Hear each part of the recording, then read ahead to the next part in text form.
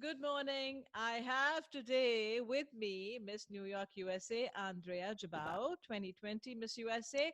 Welcome, Andrea. How are you doing? Good. How are you? Thank you for having me, Vineeta. My pleasure. You look fresh as a daisy and beautiful as always. Thank you. I'm trying. I definitely am. No, and I think keep trying, keep doing what you're doing because I'm sure a lot of people, a lot of young girls look up to you. Having a title of Miss New York USA, or Miss Universe, you have such a huge platform, to speak about things that you find important in hopes of inspiring other people to move in ways that is going to be positive in their own life. And for me personally, my life story is something that I find very valuable to share to other people. I was born into poverty. I was born in Cape Verde, actually, to be specific, and I immigrated to the U.S. when I was 7, not knowing how to speak English. And there's been a lot of obstacles and challenges that I faced in my own life that I've been able to overcome, not speaking English to now being able to speak for. I've overcome a lot. And so for me, it's not, my story isn't just something that's unique to me, because I know a lot of people have very similar stories. And so if I'm able to share about things that I've overcome, and then kind of like, okay, well, look where I am today, look what I'm doing, kind of passing on that torch, I think it's really, really important. Very true. And I remember you had mentioned something that your mother said to you always. Why don't you share that with us? Oh yeah, so when I was 19, I I was doing a pageant, and on the interview form it said, "What's something that makes you unique?" And I kid you not, I was for days I couldn't figure out, what was this thing that made me unique. There was nothing that I found in myself to be proud of. And my mom finally looked at me and she said, "Well, you speak 4 languages. Not every 19-year-old can say that." And even then, I still didn't find that something to be proud of. But because I couldn't think of anything else that I sought out, that I would love to share with the world and I think should be celebrated, I was kind of like, well, I can't think of anything else, so let me just go with this. And now I've realized that something that makes me unique is something that makes me powerful. It's something that makes me who I am. It's something that allows me to connect with so many different types of people. And now it's something that I celebrate, and it is something that I'm really, really proud of. So, God bless mothers. yes, absolutely. I wouldn't be where I am today if it wasn't for my mother. So, That is so nice of you to say, and I'm sure your mother is extremely proud of you. And yes. and in my journey as a coach, also I've realized that mothers know best. They have this gut feeling, which is always undisputed, always right. And the older I get, the more I recognize it for sure. Yep, yep, yep. So that is a unique talent to be able to speak 4 languages. Imagine the amount of people you can communicate with. I mean, about 2.5 years ago, I went on a mission trip to Nicaragua, and I was the only person there that really was able to speak fluent Spanish amongst my team. And I remember one of the orphanages that we went to, there was a little girl there who would not speak to literally anyone. And I went up to her and I said, "Eres bien bonita, eh? ¿Cómo te llamas?" Which means you're so beautiful. What's your name? And instantly she just lit up, and she was just so attached to me the entire time I was there. And after leaving that, after I left there and reflecting on that experience, I realized just how much of an impact me simply being able to connect with someone in their own language can have. Lovely, lovely. And words is one language, and then there's another unspoken language, just a vibration of your personality that also will invite people to come to you, get drawn to you. So that's why verbal as well as non-verbal, both the languages are very powerful. Absolutely. I always say my fifth language is a smile, and that's a universal language. Yes, yes. So you speak 5 languages quite fluently. Very much so. So, Andrea, during these very unusual circumstances, whether it's quarantine or, as I would like to say, quarantimes, how are you coping up? How has life changed and how are you managing? Well, it's been a huge adjustment for sure. I'm someone who's always had such a busy schedule, and I've always associated being home with time for relaxation, time for sleeping, maybe time to catch up on a Netflix show for an hour or two, and that's it. So now that I'm spending so much time at home, the first week I was just so lazy. I couldn't get myself motivated enough to do anything because I'm home. I don't associate that with working and staying motivated. And so I had to adjust my way of thinking, and I had to adjust my schedule, and that meant being specific and with what I wanted to do. So I would start off my day with waking up at 7:30 or 8, meditating, making breakfast, getting a workout in, writing, prepping for Miss USA, everything kind of stamped out, because for me, that's just what works best. That's what keeps me motivated. So that's something that I've been doing. Yeah, so that is very true. You've got to find your discipline in Hmm. whatever the circumstance it might be, because it is for our own benefit. We can either keep complaining about what is out of our control, or we can take control. So I think that's why I'm trying to do these stories and record people's experiences and share with others so that people get inspired. And I love that, because I think, to be honest, of course, this time that we're in, it's frightening and it's easy to get worried because everything is so uncertain. We don't know when this is going to end. We don't know if we're going to get sick or one of our loved ones is going to sick. We don't know if our finances are always going to be good. We don't know anything. Everything's so uncertain. But the thing is, we can't control the uncertainty of the future. What we Right. can control is what we do right now. And so I love that you're doing this, because it kind of keeps us focusing on what we can do now, how we can stay positive, and using this time to propel ourselves, to propel our lives and our career in a way that we see fit. That is so true. That is so true. And I'm trying to also connect with people of different backgrounds so that people get inspired by hearing other people figure it out for themselves. Everything can be figured out. During this quarantine, have you discovered anything new about yourself? A new skill, probably.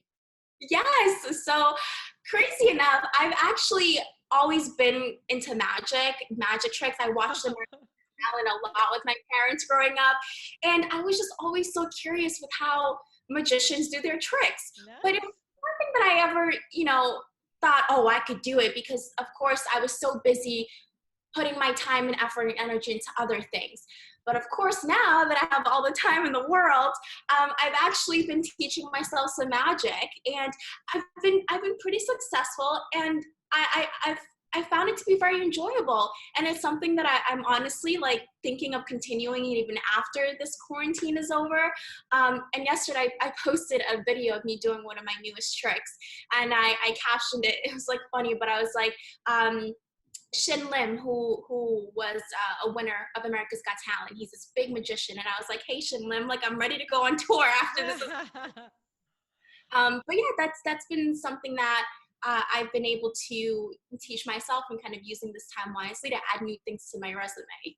That is so cool. I will go and find that YouTube video of yours and see how good you are at this new magic thing. I shocked myself. I'm pretty good, actually, pretty good. Aha. All right. We shall see. That's so awesome. That is so awesome. If you had to give one message to people who watch you here and hear you speak, what would that one message be?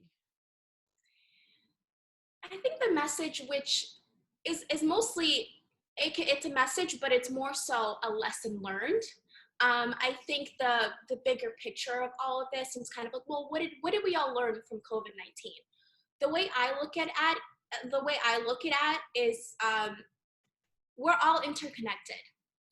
Our actions do not only affect us, but they affect everyone else around us, and it affects our ecosystem.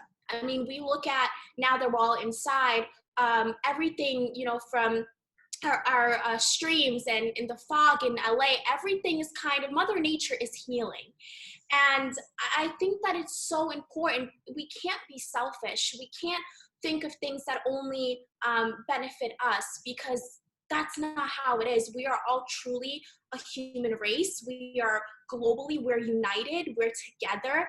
And I think that's something that people need to realize going forward. And for me, that's the message that I have, because that's the biggest thing that I've learned throughout this experience. That is so true. And I'm so glad that you brought up the planet, because looking around, it really feels like the planet is healing. Mother Earth is healing. And I feel that if there had to be a reset, because I take this event as a reset of how we have been and how we will be going forward. So if there had to be a reset, it shouldn't have been this one. We should have been a little more mindful of our existence and, in fact, the coexistence of our ecosystem, of everybody around us. And at some point, we became reckless Right. and arrogant. And yes, I'm so glad that you brought that point up, because people need to think about it, give it a little more thought going forward. The air is cleaner everywhere, all Yes. over the world. Pollution is down. Sea animals are breeding again. I read an article about these turtles laying millions of eggs on the shores of India, because Wow. there's nobody disturbing them right now. So that is so sweet to read, and something good that will come out of this drastic situation. Yeah, absolutely. And kind of also thinking about, a message to people, especially right now. It's what I've been personally doing a lot is reflecting on other stressful and hard times that I've had in my own personal life, that in that moment I was like, how am I going to move on from this? Like, how am I going to live another day? Like, this is awful. We've all had moments like that, and then here we are, still breathing. We have another day. And it's the same thing with the situation. As long as we have our health, we still have opportunities to do the things that we want to do. Now, it's more so using what we've learned during this time to better ourselves, to become more wiser, to become better people. That's something that I also think is really important to shine a light on. Absolutely. Very well put. I couldn't have put it. One last question. You and I are talking about it, and I'm trying to encourage people to talk it out, because I feel talking helps, Mhm. communication helps. What do you have to say about that? Do you think communicating with each other helps? Oh, 100%. Because at the end of the day, we're all going through something together.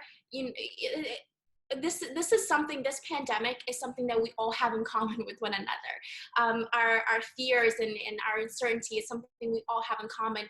And I think it's really important to let it all out, because if you keep bottled up emotions, whether it's fear, anxiety, or anger, it's not good.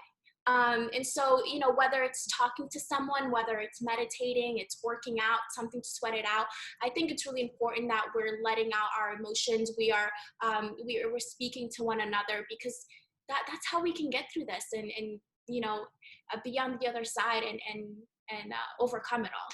That's very true. We will get through this together, and we are in it together. So we will get through this together. If I remember correctly, you were also Miss Earth USA. Yes. Hmm. So maybe that's why your heart beats for Mother Earth.